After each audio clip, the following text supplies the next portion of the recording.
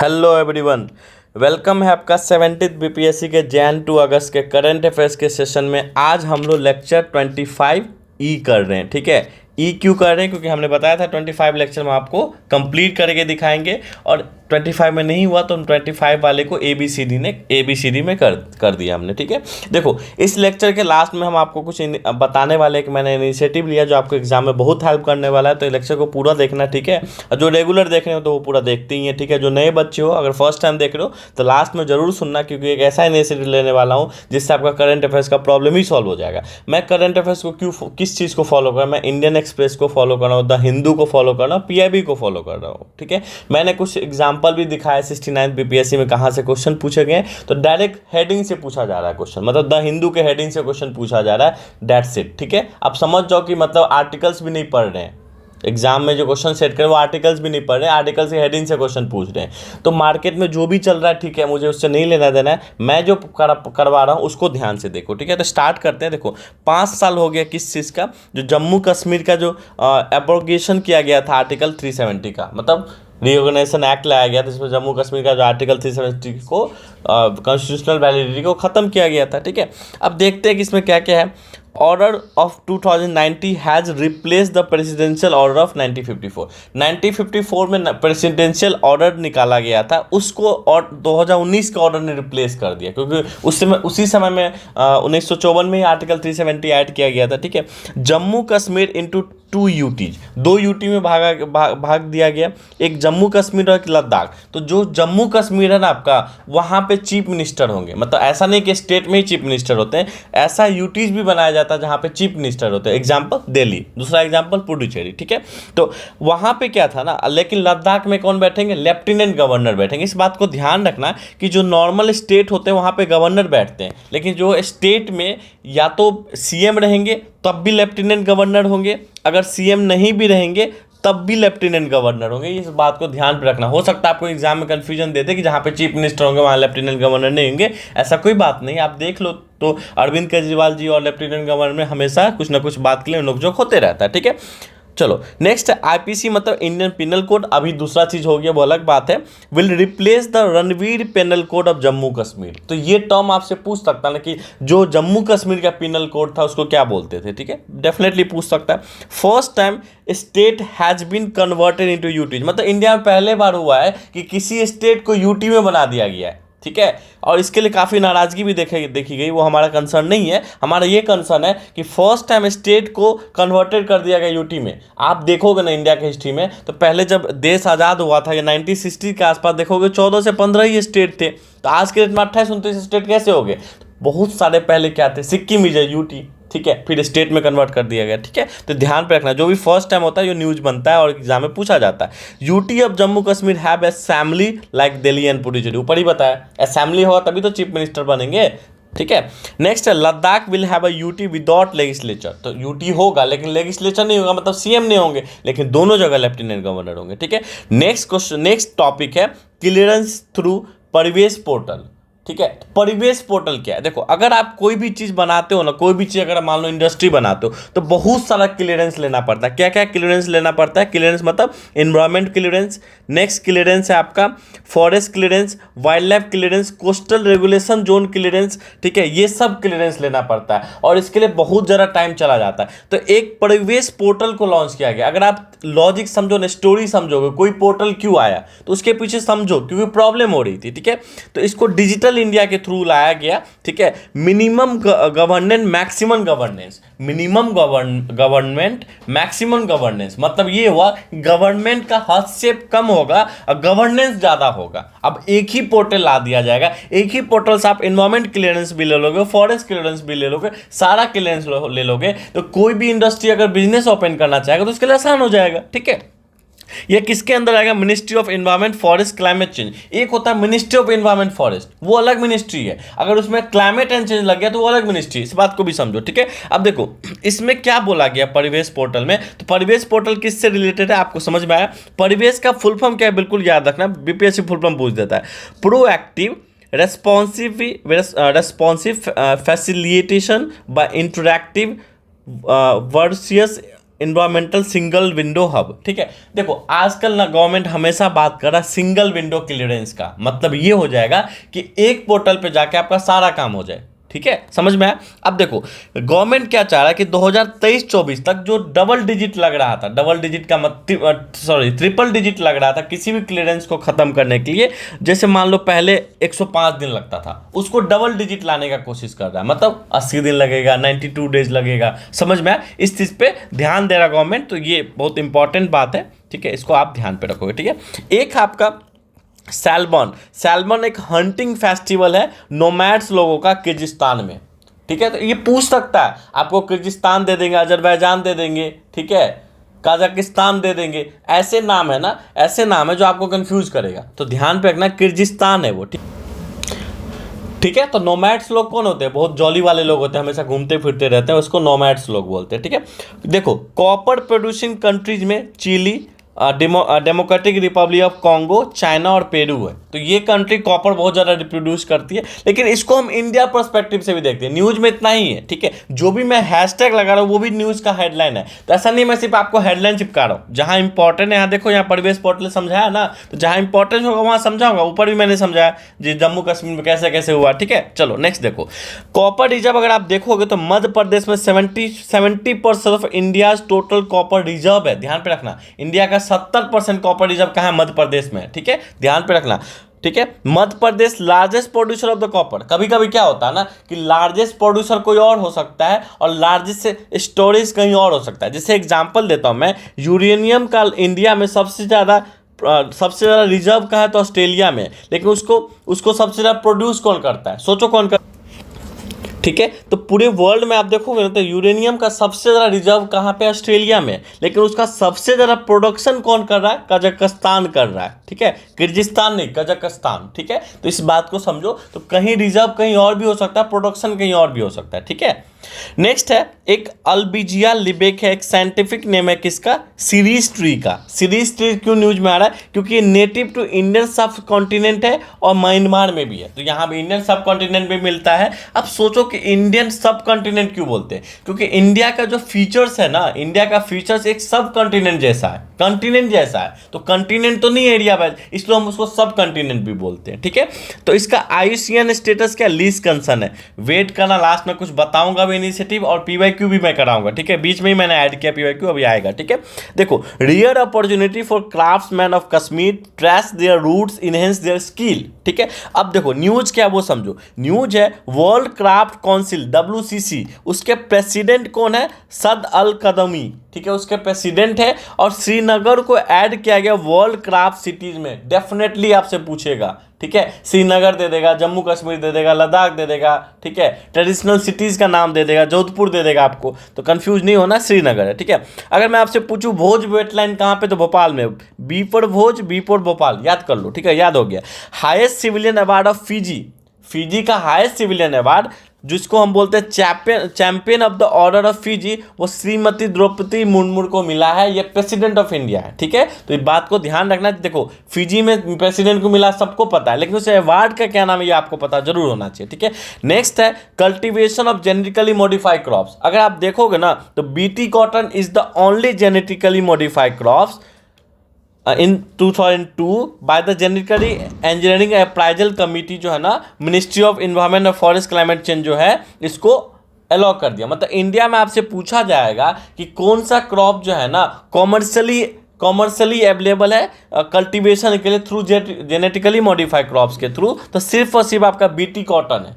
ठीक है, इसको अलाउ कौन करता है? इसको अलाउ करता है GAC। किसके अंदर में है वो? GAC, ministry of environment, forest and climate change के अंदर भी है। ठीक है, इस बात को ध्यान पे रखना। तो आपको पता होना चाहिए, सबको BT कॉटन पता है, तो BT का फुल फॉर्म आपको पता होना चाहिए। एक्स्ट्रा देख लेते हैं, बैकुलस टूरिनिग्लेज, बैसिलस थुरिंजेसिस। ठीक है, बैसिलस थुरिंजेसिस आपको ध्यान पे रखना है। ये बैक्टीरियम है दैट प्रोड्यूस 2 इंपॉर्टेंट प्रोटीन, एक साइटोलाइटिक और एक क्रिस्टल, दोनों को ध्यान पे रखना। एक एक्स्ट्रा चीज आपको बता रहा हूँ जो बिल्कुल पता नहीं है लोगों को। ठीक है, तो क्योंकि सबको पता होगा BT कॉटन, हो सकता है BT का फुल फॉर्म पूछ दे। तो अब देखते हैं कि US हो गया, यूनाइटेड स्टेट, ब्राजील हो गया, अर्जेंटीना हो गया, इंडिया हो गया और कनाडा हो गया, are the top GM growing countries. तो आपसे पूछ सकता है कौन नहीं है ऑप्शन में, चाइना नहीं है, कौन ऑप्शन में नहीं है, यूके नहीं है, कौन नहीं है, रसिया नहीं है। तो जो नहीं है उसको भी याद रखो, सो डैट कि कैसे एलिमिनेट कर सकते हैं। आज देखेंगे एक एलिमिनेशन का क्वेश्चन भी, ठीक है।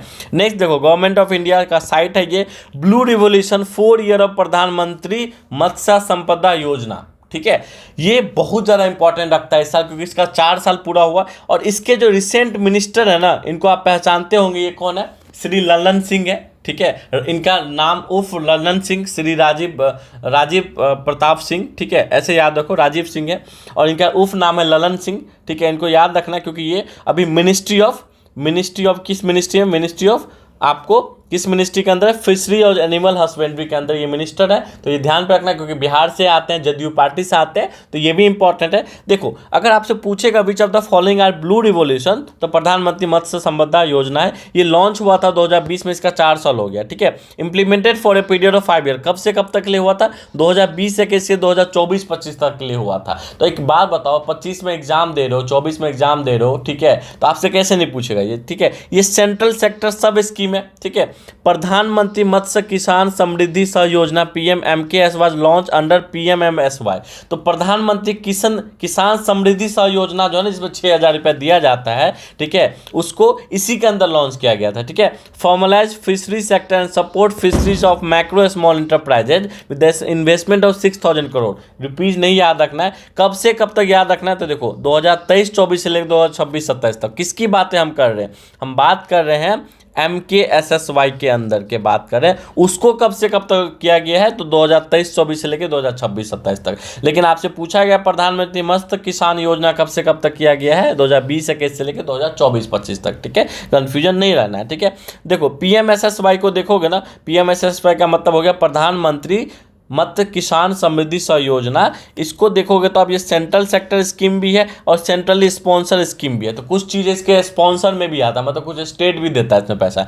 लेकिन जब आप देखोगे प्रधानमंत्री मत्स्य संपदा योजना, तो वो सेंट्रल सेक्टर सब स्कीम है, ठीक है। उसके साथ साथ आपको क्या ध्यान पे रखना है कि India 3rd largest fish producer है, ये ध्यान पे रखना है। दूसरा क्या याद पे रखना है कि इंडिया 4th लार्जेस्ट एक्सपोर्टर है, मतलब भेजने में 4थे स्थान पे है और फीस प्रोड्यूस करने में 3रे स्थान पे है, ठीक है। तो इसको एक बार जरूर पढ़ लेना, पूछ सकता है ब्लू रेवोल्यूशन क्या है, 4 साल इसके हुए, मिनिस्टर कौन है, डेफिनेटली पूछ सकता है। ज़्यादा डिटेल में नहीं जाना है क्योंकि अपने को PhD नहीं करना, एग्जाम क्लियर करना है, ठीक है। 10th नेशनल हैंडलूम डे 7 अगस्त को मनाया जा रहा है। 7 अगस्त को ही क्यों मनाया जाता है, इसके ऊपर क्वेश्चन आना चाहिए। क्योंकि जब स्वदेशी मूवमेंट हुआ था ना 7 अगस्त 1905 को, जब पार्टीशन ऑफ बंगाल हुआ था, उस समय से ये मनाया जा रहा है। और यकीन मानो यही क्वेश्चन 2023 में पूछा गया था, ठीक है। फर्स्ट हैंडलूम डे 7 अगस्त 2015 में मनाया गया था, मतलब 2015 से स्टार्ट किया गया था। तो 7 अगस्त को ही क्यों मनाया गया था, क्योंकि इसी दिन स्वदेशी मूवमेंट स्टार्ट हुआ था। बिल्कुल याद रख लो, पूछ सकता है एग्जाम में, ठीक है। एक सिटीज का नाम है जिसको हम बोलते हैं एरोविली, जो तमिलनाडु और आउटस्कर्ट्स ऑफ पुडुचेरी में, मतलब पुडुचेरी के साइड इलाके में, ऑलमोस्ट तमिलनाडु में ये, इसको हम लोग बोलते हैं इंटरनेशनल कल्चरल टाउनशिप बोलते हैं, ठीक है। ये कौन फाउंडेड की थी, ये फाउंडेड की थी मीरा अल्फसा, ठीक है। मीरा अल्फसा ने इनको फाउंडेड की थी, मतलब इनको बनाया था, जिसको हम लोग मदर भी बोलते हैं, spiritual collaborator of Shri Aurobindo. तो अरबिंदो के साथ मिलके ये किए थे, अरबिंदो घोष, ठीक है। जो बाद में जब आप देखोगे कि अरबिंदो घोष को अलीपुर बॉम्ब केस बोलो या मुजफ्फरपुर बॉम्ब केस बोलो, उनमें उनका भी नाम आया था। उनको डिफेंड किए थे CR दास। मैं हिस्ट्री में जा रहा हूँ लेकिन पता होना चाहिए, उनको डिफेंड किए थे CR दास। और CR दास जब डिफेंड किए थे तो 1911 के बाद वो एक्टिव पॉलिटिक्स से चले गए थे। उसके बाद उन्होंने पुडुचेरी वगैरह में अपना आश्रम खोल लिया, ठीक है। तो अगर आपसे पूछेगा, योग गुरु बन गए, ठीक है, योगा करना स्टार्ट कर दिया। जो आपसे पूछेगा कि 1917 में कुछ हुआ और चंपारण में अरबिंदो घोष भी थे, तो भाई जो 2011 में के बाद चलाई गया अरबिंदो घोष कैसे हो सकता है। तो आपको आसानी हो जाएगा ऑप्शन एलिमिनेट करने में। तो समझो इस बात को कि ऐसे पढ़ो कि आपको चीजें एक वे में पता हो, ठीक है। तो जो आदमी 1911 में एक्टिव पॉलिटिक्स से चला गया, 1917 में उसका इन्वॉल्वमेंट कैसे हो सकता है। लेकिन उनका इन्वॉल्वमेंट था Alipur bomb case. Alipur bomb case को ये मुजफ्फरपुर बॉम्ब केस बोलते हैं, इसमें कंफ्यूजन मत होना, ठीक है। देखो it is the largest and oldest surviving intentional community in the world. ठीक है, इनका लोकेशन ध्यान पे रखना, इनमें कौन इन्वॉल्वमेंट था इतना याद रखना। ठीक है, नेक्स्ट देखो, श्रीलंका जो है ना मंकी मिनेंस से बहुत परेशान है, मतलब मंकी की पॉपुलेशन से, मंकी का आतंक से बहुत परेशान है। तो आपसे पूछ सकता है एक टर्म कि उन्होंने एक चीज़ यूज़ किया, क्या यूज़ किया? Intra uterine device. Intra uterine device क्या है? इसके ये मेनली ह्यूमन बींग में यूज़ किया जाता है, एक कंट्रासेप्शन मेथड है। कंट्रासेप्शन मेथड मतलब जिससे हम पॉपुलेशन को कम कर सके, और मेनली ये फीमेल के अंदर इंसर्ट किया जाता है यूटेरस में। ठीक है, यूटेरस में इंसर्ट किया जाता है सो डैट कि क्या ना हो सके, कंसीव ना हो सके। कंसीव का मतलब बच्चा ना हो सके, प्रेग्नेंट ना हो सके। तो इसी चीज़ को यूज़ किया गया मंकी के लिए, सो डैट कि मंकी का पॉपुलेशन ना बढ़े। तो ये डिवाइस के बारे में आपसे पूछ सकता है ये किससे रिलेटेड है, समझ लो, सीधा का सीधा ये हेडिंग है, कैसे नहीं पूछेगा, यही पूछेगा। ठीक है, नेक्स्ट देखो, नेक्स्ट है नंदिनी सहकार योजना। Nandini Sahakar Yojana by national cooperative development corporation ने लॉन्च किया। ठीक है, ये mainly women focus framework of financial assistant के लिए, वुमेन को फाइनेंशियल असिस्टेंस देगा to improve socio economic status of women. मतलब सोशियो इकोनॉमिक स्टेटस, कोई वर्ड को इतना आसानी में मत लो, सोशियो इकोनॉमिक स्टेटस मतलब देखो इस टर्म को ब्रेक करो क्योंकि मेंस में काम आएगा। सोशियो मतलब सोसाइटी में उसको एक स्टेटस मिले, इकोनॉमिक मतलब वो इकोनॉमिकली आगे बढ़ेगी, इसलिए बोलते हैं socio economic status of women. ठीक है, नेक्स्ट देखो, देयर इज नो मिनिमम और maximum limit on financial assistant. कोई मिनिमम और मैक्सिमम फाइनेंशियल असिस्टेंट के बारे में नहीं बताया गया, मतलब कितना भी फंड दिया जा सकता है प्रोजेक्ट फॉर वीमेन कोऑपरेटिव्स। ठीक है, समझ में? कोऑपरेटिव सोसाइटी का अगर बात करोगे तो कोऑपरेटिव सोसाइटी लोग मिलके चलाते हैं। ठीक है, अगर आप देखोगे तो अर्बन कोऑपरेटिव सोसाइटी को कौन रन करता है? तो आरबीआई करता है। ठीक है, लेकिन जब आप देखोगे डिस्ट्रिक्ट कोऑपरेटिव सोसाइटी को कौन करता है, तो ये इस चीज़ को सर्च करो। ठीक है, थोड़ा बहुत सर्च करना भी जरूरी है। नेक्स्ट है, सबने पढ़ा है बायो फर्टिलाइजर। ठीक है, सबने पढ़ा है इथेनॉल। सबको पता है कि हम लोग क्या कर रहे हैं, इथेनॉल को ब्लेंड कर रहे हैं। ठीक है, इथेनॉल को ब्लेंड कर रहे हैं, लेकिन क्या किसी को पता है बायो बिटुमेन क्या है? गवर्नमेंट ने अलाउ करा है 35% ऑफ बायो बिटुमेन। ठीक है, mixing two save 10,000 crore of foreign exchange outflow. Foreign exchange outflow क्यों कह रहा है? कि अगर हम कहीं से तेल मंगाएंगे, क्रूड ऑयल मंगाएंगे, तो हमको फॉरेन पैसा देना पड़ता है। ठीक है, तो फॉरेन एक्सचेंज जा रहा है। हमारा पिछले क्लास में बता नहीं था इंडिया का फॉरेन एक्सचेंज कितना है? 685 या 675 मिलियन डॉलर। तो वो समझो, इस बात को समझो कि बिटुमेन क्या है। तो बिटुमेन एक असफाल्ट मिक्सचर है मेड फ्रॉम लिग्निन। लिग्निन क्या है? एक natural biopolymer found in the plant cell wall. Plant के सेल वॉल में पाया जाता है। तो क्या एनिमल में सेल वॉल होता है? एनिमल में नहीं होता है सेल वॉल। तो बायोलॉजी भी है, ठीक है, साइंस एंड टेक भी है, मतलब लिग्निन से बनाया जाएगा। लिग्निन क्या है? बायोपॉलीमर है। ठीक है, बायोपॉलीमर का मतलब हो गया नेचुरल है, और कहाँ फाउंड होता है? सेल वॉल में, प्लांट के सेल वॉल में होता है। इसको हम और क्या कहते हैं? बायोअस्फाल्ट भी बोलते हैं। बायोअस्फाल्ट भी बोलते हैं petroleum free manufacture from organic material. ये ऑर्गेनिक मटेरियल से बनाया जा रहा है। हमारा क्रूड ऑयल का खपत घटेगा, समझो इस बात को। इसमें कौन सा प्रोसेस यूज किया जाता है? Pyrolysis process. इस प्रोसेस में क्या होता है कि हम हीटिंग करते हैं 500 डिग्री सेल्सियस के आसपास, 500 या 5000, वो मैटर नहीं है जानना अपने को। विदाउट ऑक्सीजन के हम इसको, विदाउट ऑक्सीजन के प्रेजेंस में हम इसको हीट करते हैं, that is called pyrolysis process. तो आपसे प्रोसेस भी पूछ सकता है, तो समझो ये न्यूज में है, डायरेक्ट मैंने द हिंदू से उठाया। ठीक है, ठीक है। नेक्स्ट है आपका प्रधानमंत्री अनुसूचित जाति अभियोदय योजना। ठीक है, तो देखो अनुसूचित जाति के ऊपर एक प्रधानमंत्री का योजना है। ये योजना कब आया? ये योजना आया 2021-22 में, पता होना चाहिए। सेंट्रली स्पॉन्सर स्कीम है, मतलब इसमें स्टेट गवर्नमेंट भी पैसा दे रहा है। ठीक है, ये मर्जर ऑफ 3 स्कीम है। कौन कौन सा scheme? Adarsh Gram, special assistance to SC, क्योंकि अनुसूचित जाति कौन होते हैं? एससी होते हैं, शेड्यूल कास्ट होते हैं। ठीक है, बाबू जगजीवन राम चतुर्वा योजना, इन सब को मर्ज करके क्या बनाया गया? प्रधानमंत्री अनुसूचित जाति अभियोदय योजना। किसके अंदर है? Ministry of social justice and empowerment के अंदर है, ध्यान पे रखना। तो थोड़ा बहुत ना आप क्या करना, बाबू जगजीवन राम के बारे में पढ़ लेना, क्योंकि इन्होंने जो भी रविदास समाज थे उनके लिए बहुत कुछ किया है। तो ऑल इंडिया रविदास समाज इन्होंने ही बनाया, पूछ सकता है आपसे। ठीक है, देखो ऐसा नहीं है कि मैं गूगल करने के लिए कह रहा हूँ तो आपको नहीं पढ़ाना चाह रहा हूँ। ठीक है, हिस्ट्री का चीज़ तो आप पढ़ोगे ना, नहीं पढ़े हो तो अपने हिस्ट्री के नोट्स में ऐड कर लो जगजीवन बाबू के बारे में। ठीक है, नेक्स्ट देखो, सुपर डैम जो है ना कालिंदी और काली रिवर के ऊपर है। आपको लग सकता है कि काली रिवर भी कर्नाटका में होगा, तो है काली रिवर भी कर्नाटका में, अगर ऑप्शन में सुपर डैम में और काली दे देगा और कर्नाटका लिखा रहेगा ब्रैकेट में, लगेगा हो ही नहीं सकता, काली तो नॉर्थ में है, ठीक है। तो ये काली नदी भी उसको बोलते हैं और काली रिवर भी बोलते हैं कर्नाटका में India, and is the tallest dam in Karnataka. Karnataka का ये टॉलेस्ट डैम है, लार्जेस्ट नहीं है, टॉलेस्ट है, ठीक है। अब देखो प्रेसिडेंट ऑफ इंडिया प्रेजेंट राष्ट्रीय विज्ञान पुरस्कार, तो राष्ट्रीय विज्ञान पुरस्कार दिया गया, इसके 4 कैटेगरी है, विज्ञान रत्न, विज्ञान श्री, विज्ञान युवा और विज्ञान टीम, ठीक है। तो आप देखोगे विज्ञान रत्न अवार्ड किसको दिया गया, जी पद्मा वन को दिया गया है, ये याद रखना है। और विज्ञान टीम किसको दिया गया है, इसरो के चंद्रयान 3 जो लॉन्च हुआ था उसके टीम मेंबर को दिया गया, क्योंकि ये टीम वर्क का काम है, ठीक है, इतना ही ध्यान रखना है, ठीक है। India and Sri Lanka joint military exercise Mitra Shakti commencement इन मदुरु ओया श्रीलंका। तो आपको ध्यान पे रखना कि जब भी मिलिट्री एक्सरसाइज है और कौन सा एक्सरसाइज है, मित्रा शक्ति, तो मित्रा शक्ति कहाँ मनाया जा रहा है, कहाँ पे ये एक्सरसाइज किया जा रहा है, तो सबसे पहला बात इंडिया श्रीलंका के बीच में है और श्रीलंका के मदुरु ओया जगह वहीं पे किया जा रहा है। तो आपको लोकेशन भी पूछ सकता है, सबसे पहले तो ये ध्यान रखो किसके बीच में है, ठीक है। नेक्स्ट देखो इंडियन रैंकिंग 2024 बहुत इंपॉर्टेंट है, national institute ranking framework NIRF launch in 2015 by MOE मतलब मिनिस्ट्री ऑफ एजुकेशन, उस समय MHRD था, MHRD मतलब ministry of human resource development, ठीक है, उसको नाम दे दिया गया मिनिस्ट्री ऑफ एजुकेशन अब, ठीक है। IIT मद्रास को देखोगे तो फर्स्ट पोजीशन है इंडिया में, वर्ल्ड का बात नहीं हो रहा है क्योंकि नेशनल रैंकिंग है, फर्स्ट पोजीशन ओवरऑल 2019 से लेकर 2024 के बीच में।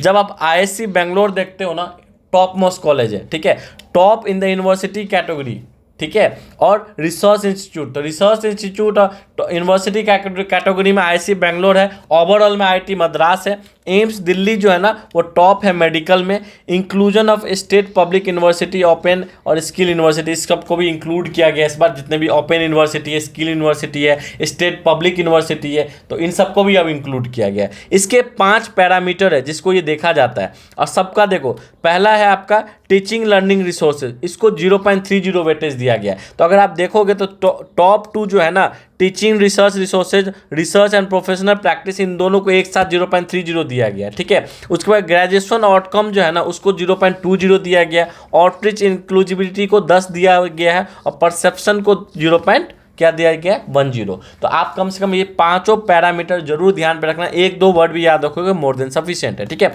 India Maldives MOU train 1000 civil service officer, तो आपसे पूछ सकता है MOU मतलब हो गया मेमोरेंडम ऑफ अंडरस्टैंडिंग, किस 2 कंट्री के बीच में हुआ, सो डैट कि 1000 सिविल सर्विस ऑफिसर को ट्रेन किया जाएगा, तो इंडिया और मालदीव्स के बीच में हुआ, ठीक है। अब हम थोड़ा सा UPSC के क्वेश्चन देख लेते हैं, ये वीडियो थोड़ा लंबा होगा क्योंकि लास्ट है, ठीक है। देखो अब ये क्वेश्चन है 2023 का, आराम से सॉल्व करते, ठीक है। क्वेश्चन है invasive species specialist group that develop global invasive species database belonging to which of one of the following organization. देखो सबसे पहला की टर्म, अगर आपको एग्जाम में कुछ नहीं आता है तो सबसे पहला बात आप क्या करो, की टर्म को देखो। तो इन्वेसिव स्पेसीज का बात कर, आपने क्या पढ़ा है, इंडेंजर स्पेसीज, ठीक है, क्रिटिकली इंडेंजर स्पेसीज, ठीक है, ये सब टर्म पढ़ा है कि नहीं पढ़ा है। अगर आप पढ़े हो तो आप समझ सकते हो कि एक बात बताओ, UNEP कभी ऐसा टर्म दिया है, नहीं दिया, हटा दो, ठीक है।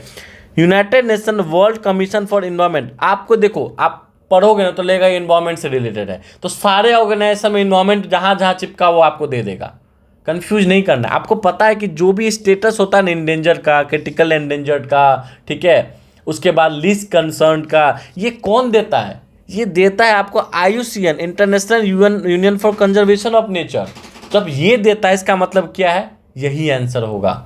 जरूरी नहीं है सब कुछ को जानना ये है कि आपको क्या नॉलेज है, उसको इंप्लीमेंट करना है। 2023 का UPSC का क्वेश्चन है और आप सॉल्व कर रहे हो, मैं नहीं कर रहा हूँ, ठीक है। World Wide Fund for Nature दे दिया है, नहीं होगा भाई, आपको पता होना चाहिए कि स्टेटस कौन देता है। आपने कभी पढ़ा है कि United Nation environment programme UNEP को स्टेटस देता है इन्वायरमेंट से रिलेटेड। इसमें फालतू के इन्वायरमेंट वर्ड लगाना आपको लगेगा, कंफ्यूज होगे, कुछ ना कुछ मार के आ जाओगे। और सबसे पहला आंसर दे दिया सही, ठीक है। चलो नेक्स्ट देखते हैं, विच of the following activity constitute real sector in the economic. अब देखो टर्म रियल सेक्टर को देखो, ठीक है, इसमें एलिमिनेशन भी बताएंगे। रियल सेक्टर कब होगा, देखो जब देश आजाद होगा उस समय का रियल सेक्टर क्या होगा, एग्रीकल्चर। हमारा रियल सेक्टर क्या है, हमारा रियल सेक्टर भाई एग्रीकल्चर ही है। और चौथा ऑप्शन को देखो, और कॉर्पोरेट बॉडी इशूइंग रुपी डिनोमिनेटेड बॉन्ड ओवरसीज, ओवरसीज मतलब विदेश, रुपीज डोमिनेटेड बॉन्ड मतलब रुपीज डोमिनेटेड है, रुपी का वैल्यू है, ठीक है, बॉन्ड। अब एक बात बताओ, इंडिया का रियल सेक्टर रुपी डोमिनेटेड बॉन्ड होगा, हम लोग बॉन्ड बॉन्ड खेलेंगे, रुपी डोमिनेटेड बॉन्ड में कौन वर्क करता है? आरबीआई करता है, गवर्नमेंट सिक्योरिटी बेचता है, कॉमन इंसान तो है ही नहीं, तो चौथा क्यों होगा आंसर बताओ। अगर आप एग्जाम में 2022 का क्वेश्चन है यूपीएससी का, अगर आप एग्जाम में बैठे होगे ना तो थोड़ा दिमाग लगाना, क्योंकि इस बार एग्जाम के क्वेश्चन सॉल्व होंगे एलिमिनेशन टेक्निक से, क्योंकि जो यूपीएससी के बच्चे आएंगे ना उनको ये महारत हासिल होगा, ठीक है, इसको लेके। चौथा ऑप्शन को एलिमिनेट कर दो। देखो चौथा 3 जगह है, 1 और 2। अब 1 और 2 को पढ़ भी लो, आंसर तो 1 ही 2 है। फार्मर हार्वेस्टिंग देयर क्रॉप, क्यों नहीं होगा रियल सेक्टर। उसके बाद टेक्सटाइल मिल, टेक्सटाइल मिल क्या है? अगर टेक्सटाइल मिल और converting raw cotton into fabrics, ये भी तो हमारा एग्रीकल्चर का पार्ट है। नेक्स्ट क्या? Commercial bank lending money to a trading company. भाई एक बात बताओ, इकोनॉमिक्स का रोल है इनका, लेकिन बैंक खोल देना रियल सेक्टर हो सकता है आपको? ठीक है, नहीं हो सकता है, नहीं भी पता था तब भी आंसर पे पहुंच गए। नेक्स्ट क्वेश्चन देखो, नेक्स्ट क्वेश्चन है which of the have border with the Afghanistan. I guess 2022 या 23 का क्वेश्चन है, याद नहीं आ रहा है, मैंने लिया था, ठीक है। अब देखो सब ऑप्शन को देखो, अगर आप श्योर हो, आपको पता है। अब देखो ये इंडिया है, ठीक है, ये पाकिस्तान और ये अफगानिस्तान है, ठीक है, यही है इंडिया, पाकिस्तान, अफगानिस्तान। अब आप इसमें से देखो, सिंपल सा बात ये है कि आप जब अफगानिस्तान को देखते हो ना, तो अफगानिस्तान के आसपास क्या है? ईरान है, पाकिस्तान, इंडिया भी बॉर्डर शेयर करता है, ध्यान रखना, इंडिया भी अफगानिस्तान के साथ बॉर्डर करता है शेयर। जस्ट बिकॉज कि पाकिस्तान ऑक्युपाई कश्मीर हमसे ले चुका है, इसलिए अभी नेचुरली नहीं कर रहा है, लेकिन अगर आपको ऑन रिकॉर्ड हम करते हैं शेयर, ठीक है। तुर्कमेनिस्तान भी है, उज्बेकिस्तान भी है, ताजिकिस्तान भी है, किर्गिस्तान नहीं है, चाइना है, ठीक है। अब देखो इस बात को समझो, क्या आपने कहीं अजरबैजान देखा? अजरबैजान यहाँ कहीं है, अजरबैजान नहीं है। अगर एग्जाम में इस बात को आपने आपको कंफर्म कर लोगे तो क्या ही दिक्कत है। अगर आप इतना भी कंफर्म कर लो, किर्गिस्तान, एक और ऑप्शन दे दिया था आपको। अगर आप 1 को ही एलिमिनेट करते हो, आंसर 3, 4, 5। समझ में आया? मतलब जो पढ़ रहे हो ना, परफेक्ट पढ़ो। अगर आपने परफेक्शन पे ध्यान दे दिया ना, और मैं क्यों करा रहा हूँ यूपीएससी का पीवाईक्यू, 2 कारण से। एक कारण ये है कि आपका टेक्निक बढ़े, कैसे सोचना है एग्जाम में। दूसरा बात क्या है कि क्या पता ये क्वेश्चन दे दे। नेट मीटरिंग तो दिया था ना, अभी मैंने सर्च, बहुत सारा सर्च नहीं किया, अभी एक वीडियो लाऊंगा उसके ऊपर, ठीक है। तो बात को समझो, क्या जरूरी है क्या जरूरी नहीं है, ठीक है। नेक्स्ट है मनु वाकर जो है और पीआर श्रीजेश जो है ना, लेड के Indian contingent at the closing ceremony of Paris Olympic. जो पेरिस ओलंपिक का जो क्लोजिंग सेरेमनी होता है, इनको इन दोनों ने लेड किया। पूछ सकता है Los Angeles will host 2028 edition. एक चीज जरूर सर्च करना, जो ओलंपिक है ना, ओलंपिक कितने साल पे होता है, ठीक है। ओलंपिक थोड़ा हिंट दे देता हूँ, पहले ओलंपिक 4 साल के लिए होता था, लेकिन 1994 के बाद एक समर ओलंपिक भी आ गया, एक विंटर ओलंपिक भी हो गया। तो दोनों के बीच में क्या गैप होने लग गया, 2 साल का है कि 4 साल का है, जरूर सर्च करना, क्योंकि सब पढ़ के जाएगा कि ओलंपिक कौन जीता, मेडल कौन जीता। और बीपीएससी क्या पूछेगा कि ओलंपिक कितने साल पे होता है, समर ओलंपिक कब होता है, लास्ट समर ओलंपिक कब हुआ था, अगला समर ओलंपिक कब होगा, ये पूछ दिया तो, ठीक है, मार्क माय वर्ड, ठीक है। Australia, US, UK sign a nuclear transfer led deal with AUKUS submarine, ठीक है। तो अकूस में देखो, एयू में कौन होता है? A for Australia, UK for United kingdom, US for USA, United state. समझ में आया?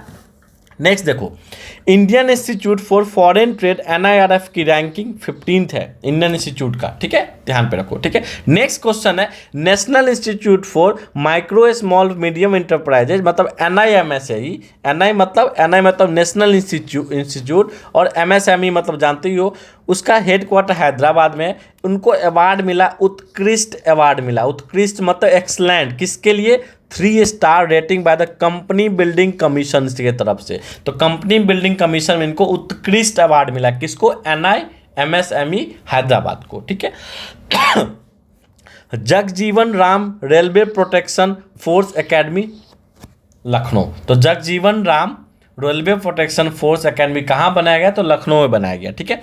नेक्स्ट है आपका डियाडो carries out successfully maiden flight for long range glide bomb Gaurav. तो गौरव को क्या बोलेंगे? Long range glide bomb from Sukhoi 30 MK1 ये हेलीकॉप्टर है, platform for Orissa coast 100 kg। तो आपको क्या क्या पूछ सकता है कि गौरव क्या है, तो गौरव एक लॉन्ग रेंज ग्लिड बम है, ठीक है। किसके थ्रू से लॉन्च किया गया, किस चीज को यूज करके, सुखोई 30 MK1 को यूज करके, MK2 कर देगा, MK3 कर देगा, MK1 है, ठीक है।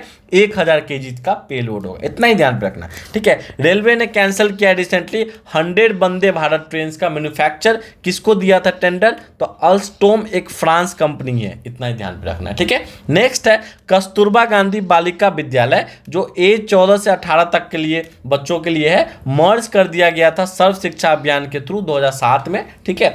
ये लॉन्च किया गया था गवर्नमेंट ऑफ इंडिया 2004 के द्वारा, 2004 में लॉन्च हुआ कस्तूरबा गांधी बालिका विद्यालय, 2007 में उसको मर्ज कर दिया गया सर्व शिक्षा के थ्रू। Setting of residential school, residential मतलब जहां हॉस्टल भी होगा, upper primary level for girls belonging to SC ST OBC and minority communities and BPL। तो देखो कौन कौन है, SC भी है, ST भी है, OBC भी है, माइनॉरिटीज कम्युनिटीज भी है। माइनॉरिटी कम्युनिटी मतलब जो इंडिया में माइनॉरिटीज है, other than Hindu all are minorities community, ठीक है, BPL, ठीक है। नेक्स्ट है आपका गोतीबा डांस कहाँ होता है, उड़ीसा में होता है, उड़ीसा के लोग गोतीबा डांस करते हैं, ऐसे याद कर लो, ठीक है। अब देखो ये न्यूज मैंने ऑलरेडी पढ़ा दिया है, ये न्यूज मैंने ऑलरेडी आपको करा दिया है इन्वायरमेंट इकोलॉजी के लेक्चर में, ठीक है। तो इसको मैं एक्सप्लेन नहीं करने वाला हूँ, ठीक है। थोड़ा बहुत समझो यार, 30 मिनट का लेक्चर हो गया, इसको इसलिए एक्सप्लेन नहीं करो कि एज इट इज मैंने वहीं से कॉपी पेस्ट किया है, ठीक है। इन्वायरमेंट इकोलॉजी का लेक्चर मत छोड़ो, साइंस सेंटर के लेक्चर मत छोड़ो, ठीक है, एग्जाम में हेल्प होगा, ठीक है। नेक्स्ट देखो, अब एक चीज लास्ट में ये बता देता हूँ कि चिल्का लेक जो है ना इंडिया का ओल्डेस्ट लेक है, ब्रैकिश वाटर, ठीक है। सेकेंड ब्रैकिश वाटर क्या है, पुलकेट लेक, ठीक है। नेक्स्ट है रेणुका वेटलैंड जो है ना स्मॉलेस्ट है, जो हिमाचल प्रदेश में है, ठीक है। और सुंदरबन लार्जेस्ट है, ठीक है। तो स्मॉलेस्ट, लार्जेस्ट, ओल्डेस्ट सब बता दिया, ठीक है। UN जो है ना यूनाइटेड नेशन लॉन्चेस किया मल्टी डायमेंशनल वल्नरेबिलिटी इंडेक्स, ठीक है। दादा गणेश जो है ना केनियन मेंस क्रिकेट टीम के कोच बने हैं, तो पता रखना इंडिया के हैं, ठीक है। WHO डिक्लेयर किया मंकी पॉक्स को एक global public health emergency, Feke. तो ये भी मैंने साइंस एंड टेक में पढ़ा दिया फीक क्या होता है, लेकिन फिर भी बता देता हूँ कि देखो मंकी पॉक्स को ऐड कर दिया फीक में, इससे पहले किसको फीक में ऐड किया गया था, COVID-19 को। ग्लोबल, देखो जिस चीज का प्रेजेंस ग्लोबली होगा उसी को ना पब्लिक हेल्थ इमरजेंसी बोलेंगे, global public health emergency. Next 2019 में इबोला को ऐड किया गया, इबोला का 2014 में भी ऐड किया गया था पोलियो के साथ। इंडिया ने पोलियो कब खत्म किया, 2014 में। टीबी कब खत्म करने का बात कर रहा है, 2025। WHO कब कह रहा है, 2030, ठीक है। 2018 निपा वायरस को ऐड किया गया फीस में, 2015-17 में जीका वायरस को किया गया था। अगर मैं इतना ही पूछ दूं कि डेंगू किस मच्छर के काटने से होता है, तो पता है कि नहीं पता है, पता है तो कमेंट करो, ठीक है। नेक्स्ट देखो, नेक्स्ट है पॉक्रूस यूक्रेनियन का सिटी है, ठीक है, इतना ही ध्यान पे रखना, ठीक है। SBI ने रेज किया loan rates bye 10 BPS MCLR मतलब मार्जिनल कॉस्ट लेंडिंग रेट, ठीक है। अब समझो मार्जिनल कॉस्ट लेंडिंग रेट का मतलब ये होता है कि अगर बैंक इंटरेस्ट रेट कम कर रहा है, तो अगर मतलब RBI कम कर रहा है तो बैंक को भी करना पड़ेगा, ठीक है। ये टाइप होता है। अब मैंने ये क्यों न्यूज करा है, क्योंकि ये 10 BPS समझाने के लिए। 10 BPS का मतलब हुआ 0.1%, ठीक है, मतलब 10% नहीं। अगर 10.5% था कोई लोन तो अब 10.6% हो जाएगा, ठीक है। BPS मतलब होता है बेस पॉइंट, ठीक है। नेक्स्ट देखो, कृषि डिसीजन सपोर्ट सिस्टम जो है ना स्टडी एंड क्रॉप पैटर्न के रिलेटेड है, ठीक है। तो कृषि डिसीजन सपोर्ट सिस्टम क्या कोई ऐप वगैरह नहीं है, to study and crop pattern को समझने के लिए, ठीक है। अब देखो क्रिस्पर केस9 सबको पता है जेनेटिकली एडिटिंग टेक्नोलॉजी है, लेकिन किसी को पता है क्रिस्पर का फुल फॉर्म क्या है, तो cluster regularly inter space short palindromic repeats. बिल्कुल ध्यान पे रखो, चैट GPT पूछ रहा है तो कुछ भी पूछ सकता है, ठीक है। PYQ से ही हम लोग सोच के आगे बढ़ेंगे ना। KLEMS का full form C for capital होता है, लेकिन यहाँ पे के लिखा हुआ, capital, labour, energy, material, services, framework use to measure industry level total factory output. तो अगर इंडस्ट्री लेवल पर टोटल फैक्ट्री आउटपुट को देखा जाएगा तो KLEMS का यूज किया जाता है, ठीक है। तीस्ता 5 हाइड्रो पावर स्टेशन बनाया गया, किस रिवर पे, तीस्ता रिवर के बेसिन सिक्किम में। तो तीस्ता रिवर कहाँ फ्लो करता है, तो तीस्ता रिवर आपका सिक्किम और वेस्ट बंगाल में फ्लो करता है, उसके बाद कहाँ चला जाता है, बांग्लादेश के होते हुए बे ऑफ बंगाल में, ठीक है। ये ट्रिब्यूटरी किसका है, ब्रह्मपुत्रा का है। इसका ओरिजिन का है, ट्रांस हिमालय रिवर इसका ओरिजिन है। नेक्स्ट इसका project is develop and on, मतलब ऑन किसको, मतलब इसका मालिक कौन है, नेशनल हाइड्रो पावर कॉर्पोरेशन, ठीक है। नेक्स्ट देखो लास्ट होने वाला, पोलैंड जो है ना कंट्री एंड सेंट्रल यूरोप में एक पोलैंड कंट्री है, उसका करेंसी क्या है, जुलोटी है। और मेंबर्स किस किस का, ये नाटो का भी मेंबर है, नेशनल अटलांटिक ट्रीटी ऑर्गेनाइजेशन, और ईयू का भी, ईयू मतलब यूरोपियन यूनियन, ठीक है। पोलैंड के चारों तरफ कौन कौन देश है याद कर लो। सबसे ऊपर देखो बाल्टिक सी है, फिर रसिया है, लिथुआनिया है, बेलारस है, यूक्रेन है, मतलब रसिया यूक्रेन दोनों है, स्लोविया है, और किज रिपब्लिक है, और जर्मनी है, ठीक है। ध्यान पे रहेगा, याद रहेगा तो एग्जाम में कर लोगे। अगर अफगानिस्तान जैसा क्वेश्चन पूछा तो पोलैंड भी पूछ सकता है। ध्यान रखना पोलैंड के माथे पे क्या है, बाल्टिक सी है, ठीक है। पोलैंड के माथा पे बाल्टी है, याद कर लेना, ठीक है। Kodaikanal solar observatory operated by Indian Institute of Astrophysics, DRDO नहीं कर रहा है, इसरो नहीं कर रहा है, एस्ट्रोफिजिक्स कर रहा है। कहाँ पे, तमिलनाडु में। तमिलनाडु में कहाँ है, southern tip of Palani hills पे है, ये ध्यान पे रखना, ठीक है। एनडीए में क्या है, नेशनल डिजास्टर मैनेजमेंट अथॉरिटी, ये स्टैट्यूटरी बॉडी है, कॉन्स्टिट्यूशनल बॉडी नहीं है। इसके चेयरपर्सन पीएम है, और मिनिस्ट्री ऑफ होम अफेयर्स भी इसके अंदर में है। ये किसके थ्रू बना था, 27 सितंबर अंडर डिजास्टर मैनेजमेंट एक्ट 2005 के तहत बना था। डिजास्टर मैनेजमेंट एक्ट 2005 में आ गया था, लेकिन नेशनल डिजास्टर मैनेजमेंट अथॉरिटी कब बना, 2007 में बना, ठीक है। लेक्विनबी क्या है, एक ठीक है। तो लिक्विम्बी क्या, अल्जाइमर है। अल्जाइमर मतलब होता है कि ब्रेन से रिलेटेड डिजीज है, ब्रेन डिसऑर्डर है जिसमें लोग भूलने लग जाते हैं, ठीक है। तो अल्जाइमर ड्रग है, लिक्मी पूछ सकता है। नेक्स्ट है, लास्ट है ये, ठीक है। लोकायुक्त जो है ना अपॉइंटमेंट होता है गवर्नर के द्वारा, ठीक है। दो टर्म ध्यान पे रखना, लोकपाल जो है ना सेंटर में रहेगा, और लोकायुक्त स्टेट में होगा। तो स्टेट का चीज कौन अपॉइंट करेगा, गवर्नर, और सेंटर का प्रेसिडेंट, ठीक है। ये Indian parliamentary observe anti corruption authority है, ये एक स्टैट्यूटरी बॉडी है, ठीक है। ध्यान पे रखना है, कॉन्स्टिट्यूशनल बॉडी नहीं है। महाराष्ट्र पहला स्टेट बना जहाँ पे लोकायुक्त बना। लोकायुक्त क्यों बने, क्योंकि स्टेट में लोकायुक्त ही बनता है। लोकपाल एंड लोकायुक्त एक्ट कब आया, 2013 में आया, जिसके लिए बहुत ज़्यादा अन्ना हजारे ने स्ट्राइक किया था।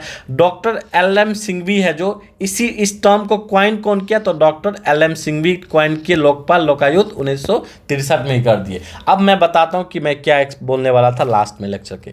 देखो मैं जूम सेशन पे ना, ठीक है, ये लास्ट लेक्चर है जैन टू अगस्त का। इसके बाद हम लोग सितंबर, अक्टूबर और 15 नवंबर तक करेंगे। अगर 13 दिसंबर को एग्जाम होगा, 15 से 20 भी कर सकते हैं, ठीक है। अब बात समझो, ये तो चलेगा ही, मतलब जनवरी से अगस्त तक हमारा करंट अफेयर्स खत्म हो गया। ऑलरेडी हमने अक्टूबर नवंबर दिसंबर भी करा दिया है, ठीक है। लेकिन जनवरी से अगस्त तक का लेके चल रहे हैं, तो उसमें हम जूम सेशन लेंगे। उस जूम सेशन में आपको हम रिविजन करवाएंगे, ठीक है। उसके साथ साथ हम आपको एमसीक्यू प्रैक्टिस कराएंगे, जो हम पढ़ेंगे उसी का।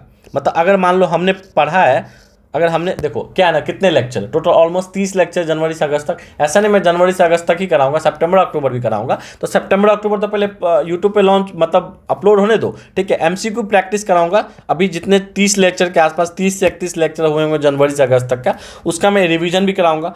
तो मैं इसको कोशिश करूंगा कि 10 to 15 लेक्चर में जूम सेशन हो, 10 से 15 जूम सेशन हो, ठीक है। तो हो सकता है कि एक सेशन आधा घंटा का हो, 45 मिनट का हो, ठीक है। उसमें हम क्या करेंगे, आपको वहीं पे प्लेटफॉर्म पे याद करवाएंगे। मतलब किसी से मैं पूछ सकता हूँ कि बताओ इसका क्या आंसर होगा, ठीक है। उसके बाद लास्ट में एमसीक्यू प्रैक्टिस करेंगे। एमसीक्यू में किसी भी आदमी का नाम दे दूंगा कि भाई इसका आंसर बताओ, अभी पढ़ा है आपने ने, ठीक है, हम लोगों ने। एमसीक्यू बहुत साइंटिफिक तरीके से मैं बनाऊंगा, सो डैट कि आपको एग्जाम में हेल्प कर जाए, रिटेन हो जाए एग्जाम में, दिमाग में याद हो जाए। उसके साथ साथ मैं ये कह रहा हूँ आपको कि ये एकदम लिमिटेड बच्चों के लिए होगा, क्योंकि जूम सेशन होगा और इसके लिए एक नॉमिनल फी भी होगा, ठीक है। नॉमिनल फी मैक्सिमम कितना जाएगा, मतलब समझो ना 15 to 25 के बीच में रुपीज होगा। ये पर क्लासेस का मैं बात कर रहा हूँ, ठीक है। मैं पर क्लासेस ले बात कर रहा हूँ कि मुझे सिर्फ और सिर्फ सीरियस बच्चे चाहिए, सिर्फ और सिर्फ सीरियस बच्चे चाहिए। अगर मेरे पास 5 ही सीरियस बच्चे होंगे, मैं बिल्कुल पढ़ाऊंगा 5 बच्चों को, मैं दिखाऊंगा कितने क्वेश्चन रिपीटेड एग्जाम में हेल्प करेगा उनको, ठीक है। तो यही था। अगर आपको जूम सेशन, सबसे पहले अगर आप नए बच्चे हो टेलीग्राम को ज्वाइन करो। अगर आपको जूम सेशन पे आना है तो डेफिनेटली मैं इसको लॉन्च कब करूँगा, कब बताऊँगा, बिल्कुल बताऊँगा, ठीक है। बहुत जल्द बताऊँगा, क्योंकि अक्टूबर लास्ट हो रहा है, अभी फेस्टिवल स्टार्ट हो रहा है, तो ऑलमोस्ट फेस्टिवल के बाद ही स्टार्ट होगा, 5 या 6 नवंबर के बाद ही स्टार्ट होगा। इतना ही है, थोड़ा बड़ा लेक्चर बना, ठीक है, लास्ट था, sorry for that. I hope कि आप पूरा देखोगे, क्योंकि बहुत ऑथेंटिक है, बहुत रिसर्च के बाद ये लेक्चर बनता है। इसको टाइम लगता है, 2 घंटा 3 घंटा 4 घंटा भी लगता है, क्योंकि कलेक्ट करना पड़ता है न्यूज़। Thank you everyone.